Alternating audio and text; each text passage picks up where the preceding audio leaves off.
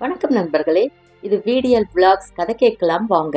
முல்லைக்கு தேர் கொடுத்த வீரயுக நாயகன் வேள்பாரியின் கதையை கேட்க வந்த உங்க எல்லாரையும் பாரியின் பரம்பு மலைக்கு திரும்பவும் அழைச்சிட்டு போறதுல ரொம்பவே மகிழ்ச்சி. மலை உச்சியில் இருக்கும் சிறகு நாவல் காட்டிற்கு நேர் கீழாக இருப்பதுதான் பொதினி குன்று. அது மேல பாரியும் ஆதினியும் உட்கார்ந்துருக்காங்க. பிரிந்த ஈரிலையால் மிதந்து வரும் நாவலை பாரியின் கை எட்டி பிடிக்கும் பொழுது விலகி இருந்த ஆதினி அருகில் வந்து கட்டி பிடித்தாள். கண் திறக்கவும் முடியாமல் மூடவும் முடியாமல் அவன் தவித்த பொழுது துவர்ப்பின் சுவையை அவனுக்கு ஊட்டத் தொடங்கினாள் ஆதினி. நாவற்பழத்தின் சாறு உள்ளிறங்கியது. பறப்பதற்கு ஈரிலை கூட தேவையில்லை, ஈரிதழே போதும் அப்படின்னு பாரி நினைக்கிறான். அது வரைக்கும் போன எபிசோட்ல பார்த்தோம்.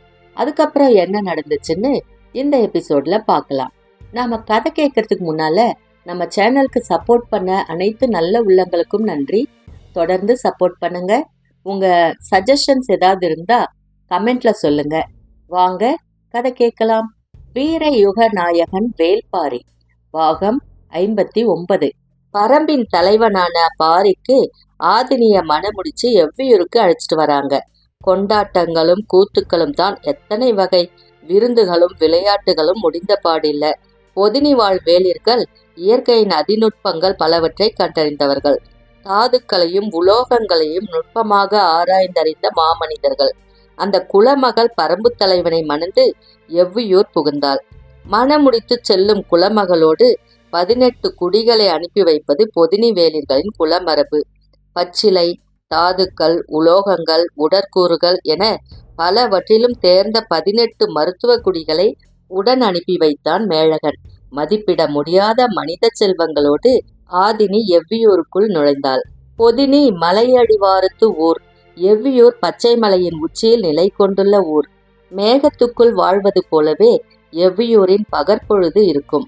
நழுவி நகரும் மேகங்களுக்குள் கூந்தல் பறக்க ஓட வேண்டும் என்று ஆசை தோன்றியது ஆதினிக்கு. தான் ஒன்றும் குழந்தையல்ல என்று மனத்துக்குள் எண்ணிக்கொண்டாள். மரங்களின் எல்லா இலைகளின் மீதும் நீர் தேங்கி இருப்பதை பார்த்து கொண்டே இருந்தாள். ஆண்டின் பெரும்பான்மையான மாதங்களில் உலராத ஈரத்தோடுதான் இலைகள் இருக்கும் என்றான் பாரி. இயற்கையின் குளுமையை விட ஆதினியின் ஆழ்மனம் அதிகம் குளிர்ந்திருந்தது. மேல் மாடத்தில் நின்று இருவரும் பேசிக் கொண்டிருந்தனர்.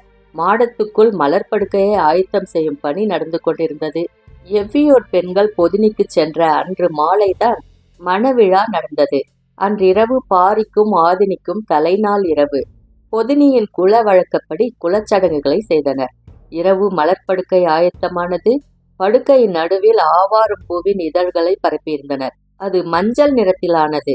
அதையடுத்து அத்திப்பூவின் நீல நிறத்தாலான வளைந்த கோடுகளை உருவாக்கியிருந்தனர்.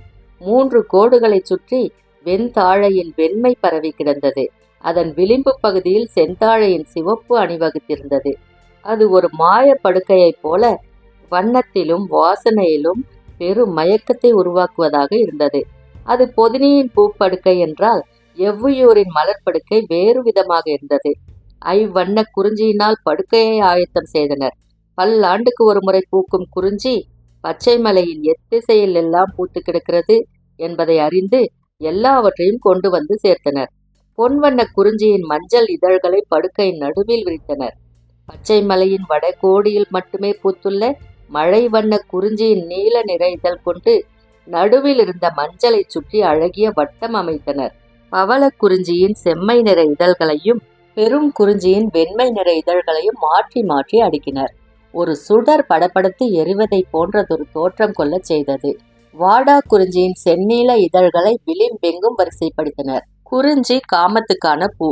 அதன் மனமும் வண்ணமும் கன நேரத்தில் மனித ஆழ்மனத்தை தன்னகப்படுத்திக் கொள்ளும். குறிஞ்சி பூக்கத் தொடங்கினால் காடு முழுதும் பூக்கும். காமத்தின் தன்மையும் அதுதான். கால் விரல் நுனியிலிருந்து நெற்றியில் சுருண்டு கிடக்கும் கூந்தல் வரை எல்லாவற்றிலும் காமத்தை இணையாக பற்றும். பற்றி எரியும் போது மிச்சமின்றி எரியும் தீ அது. மொத்த காடும் எரிவதைப் போலத்தான் இருக்கும் குறிஞ்சி பூக்கும் காலம். அதுதான் காமத்தின் காலம். காத்திருந்து எரிந்து கால காலத்துக்கு மணக்கும். படுக்கையின் தன்மைக்கேற்ப அதுவே மனத்தை அறை எங்கும் நிரப்பியிருக்கும். மாலை நேரத்து கதிரவன் ஒளி மங்க சிறிது நேரமே இருந்தது. சட்டென ஒரு சிந்தனை தோன்றியது பாரிக்கு. ஆதினியை அழைத்து கொண்டு மாடத்தை விட்டு கீழிறங்கி வந்தான். மாடத்தின் வெளிப்புறத்தில் புதிதாக செய்யப்பட்ட தேர் நின்றிருந்தது. குதிரைகளை அந்த தேரில் பூட்டச் சொன்னான். ஆதினியை தேரில் அமர வைத்து பாரி தேரை ஓட்டினான். வீரர்களும் மற்றவர்களும் பார்த்திருக்க நாகப்பச்சை வேலியை கடந்து தேர் வெளியேறி போனது. எங்கே போகிறான் என யாருக்கும் தெரியாது. ஆதினியை தேரிலே உட்கார வைத்து சுற்றி காண்பித்து வருவான் என நினைத்தனர். ஆதினி இதுவரை தேர் பயணம் செய்ததில்லை. மாலை நேரத்து சுருங்கும் ஒளியும் சீறி பாயும் தேரின் ஓசையும் மலை மடிப்புகளின் இளம் பச்சையும் காண கிடைக்காத காட்சியாக இருந்தது. அவளது முகம் இயற்கையின் ஆதி சுவையை உணர்ந்து கொண்டிருந்தது. முறையான பாதைகள் உருவாக்கப்படாததால் வேகத்தை குறைத்து தேரை மெதுவாக ஓட்டினான். கதிரவன் ஒளி சிரித்து அணைய ஆயத்தமாகிக் கொண்டிருந்தது. மலைமுகட்டோரம் போய் தேர் நின்றது. வண்டியிலிருந்து இறங்கிய பாரி ஆதினி இறங்க உதவி செய்தான். சற்றே சிந்தித்தபடி நின்றவன் தேரிலிருந்து குதிரைகளை கழற்றி விட்டான். அவன் என்ன செய்ய போகிறான் என்பதை ஆதினியால் கணிக்க முடியவில்லை. உன்னை ஓரிடத்துக்கு அழைத்துச் செல்கிறேன் வா என சொல்லி மலைமுகடு நோக்கி நடந்தான். ஒளி முற்றிலும் அகன்று இருள் கவிந்து விட்டது. அவனை பின்பற்றி நடந்தாள் ஆதினி. குதிரைகளை அப்படியே விட்டுவிட்டு வந்திருக்கிறீர்களே, காட்டுக்குள் ஓடிவிடாதா? போகாது. இந்த மேட்டில் மட்டுமே முயற்புல் இருக்கிறது. அதற்கு மிக பிடித்த உணவு அதுதான். இந்த இடம் விட்டு எளிதில் அகலாது. அப்படியா என கேட்டபடி நடந்தாள். இருள் முழுமையாக நிலை கொண்டு விட்டது. முகட்டை அடைந்ததும் மலையின் சரிவை நோக்கி இறங்கத் தொடங்கினான். கால்களை கவனமாக எடுத்து வை என்றான். நீருக்குள் மூழ்கும் போது உள்ளே போக போக அடர்ந்த ஓசை பெருகி வந்து காதடிக்குமே, அப்படித்தான் காட்டின் ஓசையும். நேரமாக ஆக இருள் அடரோசையாக மாறிக்கொண்டிருந்தது. சிறிதும் பெரிதுமான பாறைகளுக்கு நடுவில் ஆதினியை கவனமாக அழைத்து கொண்டு கீழிறங்கினான் பாரி. இருளுக்குள் மீன்களைப் போல் மிதந்து கொண்டிருக்கும் செடி கொடிகளின் இலைகளை கையால் தட்டியபடி நடந்த ஆதினி கேட்டாள். எங்கே போகிறோம்? குறுக்கிட்டு கிடந்த மரக்கட்டையை அகற்றி ஆதினி நடப்பதற்கு வழி அமைத்தபடி பாரி சொன்னான். நீ பொதினி மலையின் பேரதிசயத்தை எனக்கு காண்பித்தாய் அல்லவா? அதே போல பரம்பின் அதிசயத்தை உனக்கு காட்ட அழைத்துச் செல்கிறேன். அன்று முழு நிலவு நாள் சிறகு நாவற்பழங்கள் மிதந்து வந்ததை தெளிவாக பார்க்க முடிந்தது. இன்று நிலவற்ற காரிருள் நாள். இந்த கும்மிருட்டில் எதை பார்க்க முடியும்? பொதினியின் அதிசயத்தை பார்க்க நிலவின் ஒளி தேவைப்பட்டது. ஆனால் பரம்பின் அதிசயத்தை தெளிவாக பார்க்க ஒளியற்ற காரிருள்தான் தேவை. ஆதினிக்கு வியப்பும் ஆர்வமும் ஒரு சேர பெருகின. ஒளியற்ற இருளில்தான் தெளிவாக பார்க்க முடியும் என்றால் அது என்னவாக இருக்கும் என்று சிந்தித்தபடியே நடந்தாள். நின்று பொறுமையாக வழி குறிப்புகளை கவனித்தபடி முன்னடந்தான் பாரி. இருளில் இரக்கத்தில் கால் எடுத்து வைப்பதில் கூடுதல் விழிப்பு உணர்வு தேவை. பாரி முன்னடப்பதால் பதற்றம் இல்லாமல் நடந்தாள் ஆதினி. முன்னடக்கும் பாரியின் கைப்பற்றி கீழிறங்குவதும் தோள் பிடித்து நடப்பதுமாக ஆதினி வேறொரு விளையாட்டை விளையாடியபடி வந்து கொண்டிருந்தாள். ஆனாலும் என்னதான் காண்பிக்கப் போகிறான் என்பதை கேட்காமல் இருக்கவும் முடியவில்லை. நீங்கள் காண்பிக்கப் போகும் பரம்பின் அதிசயம் என்னவென்று தெரிந்து கொள்ளலாமா? கண் முன்னால் அதை காண்பித்து சொல்கிறேன். அப்போது அடையும் இன்பத்தை ஏன் இழக்க வேண்டும்? பற்றிய தோலை ஆதினியின் கை இறுக பிடித்தது. கால் தடுமாறுகின்றனவோ என பாரி நின்றான். ஆதினி சொன்னால், பரம்பின் பேரதிசயத்தோடு தான் நான் நடந்து கொண்டிருக்கிறேன். இந்த உணர்வு மற்ற எல்லாவற்றையும் விட மிக உயர்ந்தது. நான் புதிதாக எதையும் அடையப் போவதும் இல்லை, இழக்கப் போவதும் இல்லை. நீங்கள் தயங்காமல் சொல்லலாம். ஆதினியின் சொற்களுக்குள் இருந்த காதல் பாரியை கிறங்கச் செய்தது. பிடித்து இறங்க முடியாத பள்ளம் இருந்தது. மிக பாதுகாப்போடு அவளை பிடித்து இறக்கினான். தோள் தொடுவதும் கை தொடுவதுமாகத்தான் இவ்வளவு நேர பயணம் இருந்தது. ஆனால் இந்த பள்ளத்தை கடந்தது அப்படியல்ல. கடக்க முடியாத பள்ளமாக பாரிக்கு தோன்றியது. ஆதினியின் உணர்வோ அதையும் கடந்ததாக இருந்தது. செங்குத்தாக சரிந்து கிடக்கும் மலைச்சரிவில் கும்மிருட்டில் கண்கட்டி விளையாடுவது போல காதல் விளையாடியது. பாரி சற்றே சிந்தித்து, இந்த விளையாட்டுக்குள் மனம் சிக்கிவிடக்கூடாது, கவனமாக காலடி எடுத்து வைக்க வேண்டும் என நினைத்து நடந்தான். ஆதினிக்கு அதுவெல்லாம் இல்லை. பாரி மட்டுமே அவளின் பார்வையில் இருந்தான். முன்னடந்த பாரி சொன்னான், நான் காண்பிக்கப் போவதை இதற்கு முன் மிகச்சில மனிதர்களே பார்த்திருப்பார்கள். அப்படியா என்றாள் ஆதினி. ஆம், அதன் பெயர் ராவெரி மரம். ஆதினிக்கு சட்டென புரியவில்லை. என்ன மரம்? ராவெரி மரம். அதன் இலைகள் பகலிலே வாங்கிய ஒளியை இரவிலே உமிழும். பார்ப்பதற்கு எண்ணில் அடங்காத சுடர்கள் எரியும் விளக்கை போல இருக்கும்.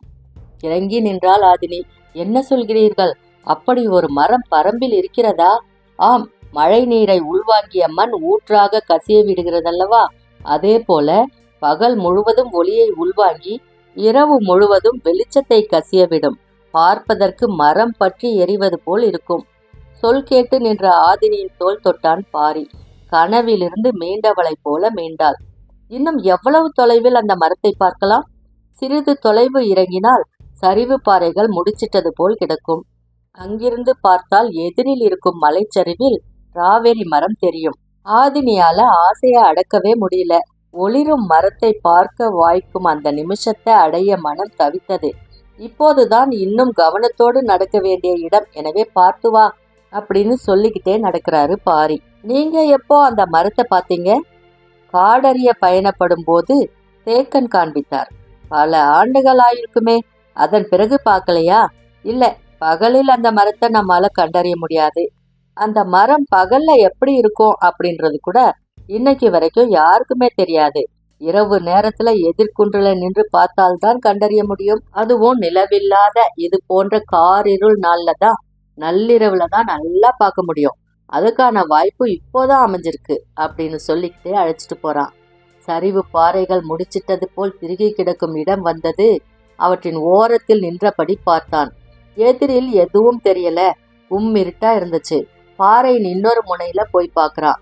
அப்போதும் எதிரில மலைத்தொடர் தெரியல. தான் வந்தது சரியான பாதை தானா அப்படின்னு யோசிக்கிறான். அந்த மலைச்சரிவிலே இந்த இடம் மட்டும்தான் சரிவு பாறைகள் முடிச்சிட்டு கிடக்கும் ஒரே இடம். அதனால தான் வந்துள்ளது சரியான இடம்தான் அப்படின்னு ஒரு முடிவு செஞ்ச போதான் ஒரு உண்மை பிடிபடுது. ஆதினி கிட்ட சொல்றான், நாம் சரியான இடத்துக்குத்தான் வந்துள்ளோம். ஆனால் மேகக்கூட்டங்கள் இரு மலைகளுக்கும் இடையில் முழுமையாக இறங்கி நிற்கின்றன. அதனால் எதிரில் இருக்கும் மலைத்தொடர் நம் கண்களுக்கு தெரியல. ஆதினியின் முகம் சற்றே கவலை அடையுது. அப்படின்னா இன்னைக்கு நாம பார்க்க முடியாதா? ஆதினி அப்படி கேட்கும் போதுதான் பாரிக்கு தோணுது, இன்னும் கொஞ்ச நேரத்துல மழை வந்துடும்.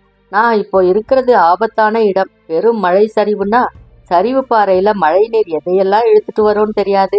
நாம உடனடியா பாதுகாப்பான இடத்துக்கு போயாகணும் அப்படின்னு நினைக்கிறாரு பாரி. தொலைவுல இடியோசை கேக்குது. பறையை இழுத்து அடிக்கும் போது தோளின் மீது இருக்கும் தூசி அதிர்வது போல மாமலை அதிர்து. ஒரு பெரும் மின்னல் ஒண்ணு வெட்டி இறங்குது. மொத்த மலைத்தொடரின் மீதும் ஒளியின் கண் திறந்து மூடுது. சரிவு பாறையை கடந்து இடப்புறம் போவதுதான் பாதுகாப்பு அப்படின்னு நினைச்ச பாரி ஆதினியின் கையை பிடிச்சுக்கிட்டு வேக வேகமா நடந்தான். இவ்வளவு வேகமா இருளுக்குள்ள நடக்கிறது சரியில்லை அப்படின்னு தோணுது. ஆனாலும் வேறு வழி இல்லை. அடுத்தடுத்த மின்னல்கள் இறங்க தொடங்குது. மின்னல் ஒளியால தென்பட்ட பாதையை வச்சு விரைவா அழைச்சிட்டு போறான். அவன் எண்ணி வந்தது போலவே பிளவுண்ட பாறைகளுக்கு நடுவுல பெரும் குகை ஒண்ணு இருந்துச்சு. வேகமா அந்த குகைக்குள்ள நுழையிறாங்க ரெண்டு பேரும். கொட்டும் மழையின் கொட்டம் தொடங்குது. எங்கும் மழையின் பேரோசை. இடியால் நடுங்கியது காடு. உரிய நேரத்தில் குகைக்குள் அண்டியதால் ஆபத்திலிருந்து தப்பித்தோம். நாம் இருக்கிறது மலையின் செங்குத்தான சரிவு பகுதி. மேலேறவும் முடியாது, கீழிறங்கவும் முடியாது. இந்த பகுதியில பாதுகாப்பாக அண்டுவதற்கு இந்த ஒற்றை குகை மட்டுமே இருக்கு அப்படின்னு பாரி சொல்லிட்டு இருந்தான். இருட்டும் மழையும் கொஞ்சம் அச்சத்தை வர வைக்கிறதா இருந்துச்சு. மின்னல்கள் இடைவெளி இல்லாம இறங்கிட்டு இருந்துச்சு. ஆனாலும் மின்னல் ஒளியில குகையின் உட்புறத்தை பார்க்க முடியல. எவ்வளவு உள்வாங்கிய குகை இது! இதுக்குள்ள விலங்குகள் எதுவும் பதுங்கி இருக்குமோ அப்படின்ற எண்ணங்கள் தோன்றியபடியே இருக்க ஆதினி அமைதியாகிறா. இடுப்புல இருக்கும் சிறு வாள் தவிர பாரிக்கிட்ட வேற எந்த ஆயுதமுமே இல்லை அப்படின்றத அவ கவனிச்சிருந்தா. குகையின் நடுவில் இருந்த சிறு பாறையின் மீது ஆதினியை தோல் சாய்ச்சி உட்கார்ந்திருந்தா. ராவேரி மரத்தை ஆதினிக்கு காட்ட வேண்டும் அப்படின்ற ஆர்வத்துல மேகத்தின் தன்மையை கவனிக்காம இருந்துட்டோமே அப்படின்னு தோணுது. கவனிச்சிருந்தாலும் வராம இருந்திருப்போமா அப்படின்றது தெரியாது. ஒளியை உருவாக்க எந்த ஏற்பாடும் இல்லாம வந்துட்டோமே அப்படின்றதுதான் பாரிக்கு குறையாப்படுது. நீண்ட நேரம் கழித்து மழை நிக்குது. அதுக்கு பின்னாலதான் நீரின் ஓசை மேலேறி வருது. காற்றெங்கும் ஈரம் மிதந்தபடி இருந்தது. குகையின் உள்ளொடுங்கித்தான் உட்கார்ந்திருந்தாங்க. ஆனாலும் நீர் தொட்டிக்குள்ள இருக்கிறது போலதான் இருந்தது. குளிர் நடுங்குது. முகம் பார்க்க முடியாத கும்மிருட்டு. மழை பெய்யும் வரை விடாது வெட்டிய மின்னல். அந்த மின்னல் ஒளியில அப்பப்போ கொஞ்சம் வெளிச்சம் தென்படுது. மழை நின்ற பிறகு இருளின் அடர்த்தி மிக அதிகமாகுது. பாரியோட இடது கையை இறுக பிடிச்சபடி உட்கார்ந்திருந்தா ஆதினி. பொழுதாகிட்டு இருந்துச்சு. இந்த நேரம் நள்ளிரவு கடந்திருக்கும் அப்படின்னு நினைச்ச பாரிக்கு முதன் முறையா சந்தேகம் வருது. பொழுது நள்ளிரவை கடந்திருக்குமா இல்லையா? ஏன் குழப்பம்? ஆதினியின் பாதுகாப்பு மீதே கவனம் குவிந்திருந்ததால் பொழுதின் ஓட்டத்தை சரியா மதிப்பிட முடியல. எப்படியோ விடிந்த பிறகுதான் குகையை விட்டு அகல முடியும். ஆதினியை இங்கேயே படுக்க சொல்லலாம். ஆனா ஆதினி படுக்க மாட்டா அப்படின்னு நினைச்சுக்கிட்டே பாரி உட்கார்ந்திருந்தாரு. கும்மிரிட்டின் அச்சம் எளிதில் மனம் விட்டொழியாது. அதுவும் உள்காட்டின் அடர் குகைக்குள்ள. ஆதினிக்கு அப்பப்போ ஒரு சந்தேகம். தான் கண்ணை திறந்திருக்கிறோமா மூடி இருக்கிறோமா அப்படின்றதுதான். இரண்டுக்கும் எந்தவித வேறுபாடும் இல்லாத நிலையில பாரியின் கையை இறுக பற்றுவதன்றி வேறு எதையும் கவனிக்க முடியல. எந்த சொல் கொண்டு இந்த அமைதியை கலைப்பது அப்படின்னு பாரி சிந்திச்சிட்டு இருக்கும் போது குகையின் உள் அடுக்கிலிருந்து சிற்றொலி வெளிப்படுது. அதை உணர்ந்த கணம் சட்டென குகையின் உட்பகுதியை நோக்கி திரும்பினா பாரி. தோளில சாஞ்சிருந்த ஆதினி திடுக்கிட்டு நடுங்குறா. உள்ளே இருக்கிறது விலங்கா? எந்த வகையான விலங்கு? எதையுமே கணிக்க முடியல.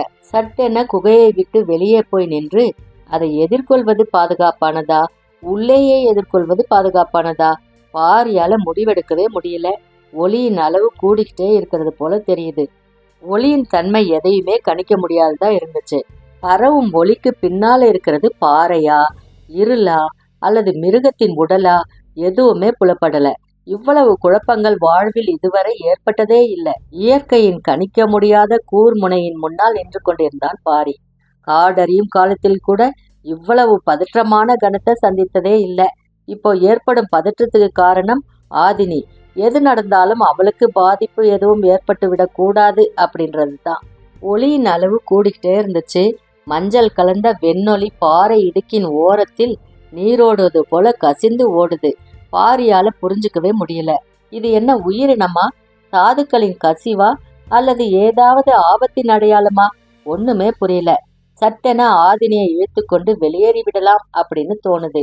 ஆனால் மனம் அதை செய்ய மறுக்குது. ஒளியின் நீளம் அதிகமாகிட்டே இருக்கு. அதோட நீளம் அதிகமாக குகை முழுவதும் செவ்வொளி பரவுது. இது என்ன அப்படின்றது புரியவே இல்லை. துணிந்து அருகில் போக முடிவெடுக்கிறான் பாரி. ஆதினியோட இறுகிய பிடியை தளர்த்த முயற்சி செஞ்சப்போ பரவும் நீலொளியின் முனைப்பகுதி குச்சி போல மேலெழுது. ஒரு கணம் குப்பென வியர்த்தது பாரிக்கு. அறிவு ஐயத்தின் புள்ளியை கண்டறியுது. அந்த ஐயத்தை நோக்கியே சிந்திக்க தொடங்குது. ஏறக்குறைய பாரி அது என்ன அப்படின்னு கணிக்க தொடங்கிட்டான்.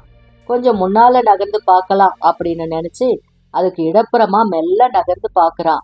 பாரி நினைச்சது சரிதான் அப்படின்னு உறுதிப்படுத்திய அந்த நிமிஷம் காடே அதிர்ற மாதிரி கத்தனம் போல தோணுது. ஆனா ஆதினி அச்சமடைவா. அதுவும் இடம் விட்டு விலகி பொந்துக்குள்ள ஓடிரும் அப்படின்றனால மகிழ்வை அடக்க முடியாம அடக்குறான். அவ்வளவு நேரமும் உரையில் இருந்த ஆயுதத்தை பிடித்திருந்த வலக்கையை எடுத்து இப்போ ஆதினியை இறுக அணைக்கிறான். அவளுக்கு காரணம் புரியல. கட்டற்ற மகிழ்வை கசியும் காதல் மொழியில் சொல்றான். ஆதினி, நீ பார்த்து கொண்டிருப்பது இந்த புவியின் பேரதிசயம். அவளுக்கு ஒண்ணுமே புரியல. ராவேரி மரத்தை பார்த்த பரம்பு மக்கள் பலரும் இருக்கிறாங்க. ஆனா பல தலைமுறைகளா மனிதர்கள் பார்த்திராத ஒன்றை இப்போ நாம பார்த்துக்கிட்டு இருக்கிறோம். அச்சம் நீங்காத குரல்ல பாரியின் கைகளை இழுத்து அணைத்தபடி, என்ன அது சொல் அப்படின்றா. இதுதான் ஒளி உமிழும் வெண்சாரை, நாகர்குடியின் குலதெய்வம். இதை பார்த்தவர்கள் மரணமில்லா பெருவாழ்வு வாழ்வார்கள் என்று நாகர்கள் நம்புகிறார்கள். பாரியின் சொல் ஒளியில் மிதந்தபடி இருந்துச்சு. நேரம் ஆக ஆக அந்த குகை மிளிரும் வெண்மஞ்சள் ஒளியால நிரம்புது. சொற்கள் நாகர்களின் ஆதி வரலாற்றிலிருந்து வெளிவந்துட்டு இருந்துச்சு. ஆதினியின் முகத்தில் பூத்த மகிழ்வுக்கு எல்லையே இல்லை. பாரியின் முகம் அதை விட பெரும் மகிழ்வை வெளிப்படுத்திக்கிட்டு இருந்துச்சு. பெரு மின்னல் வெட்டி மீண்டும் மழை தொடங்குது. குகைக்குள்ள மகிழ்வு எல்லையற்றதா இருந்துச்சு. பாரியும் ஆதினியும் அதையே பார்த்துக்கிட்டு அப்படியே உட்கார்ந்துருக்காங்க. அதுவும் பாறையின் ஓரம் அசையாம இருக்கு. செதில்களின் அசைவு சிற்றகளின் நாக்கு அசைறத போல ஒளியை அசைத்து கொண்டே இருக்கு. காலம் காலமா இருக்கிற கதை ஒண்ணு காட்சியா மாறிக்கிட்டு இருக்கிற அதிசயத்தை கண்ணருகே பார்த்துக்கிட்டு இருந்தாங்க. 2 பேருக்கும் இமைகள் துடிக்கவே இல்லை. அப்படியே உத்து பார்த்துக்கிட்டு இருக்கிற முகம் அசையவே இல்லை. ஆனாலும் ஒளியின் அளவு கூடுறத அவங்களால கவனம் கொள்ள முடியல. அதிசயத்தை அளவிட முடியாது. மனம் கரைந்த ஒன்றை கணக்கிட முடியாது. அதுதான் நிகழ்ந்துட்டு இருந்துச்சு. உற்று பார்த்துக்கிட்டு இருந்த ஆதினி சட்டென திடுக்கிட்டு துள்ளி எழுறா. என்னன்னு பார்த்தான் பாரி. ஆதினியின் அருகில் இருந்த பாறை இடுக்கிலிருந்து இன்னொன்னு ஊர்ந்து அதை நோக்கி போய்கிட்டு இருந்துச்சு. அதை பார்த்தபடியே பாரியின் வலப்புறம் வந்து பதுங்கி உட்கார்ந்துக்கிறா. ஒளி உமிழும் இரு வெண்கோடுகளும் ஒன்றாக சந்திக்குது. சிறிது நேரத்துல ஒன்றை ஒன்றி சுற்றி பிணைய தொடங்குது.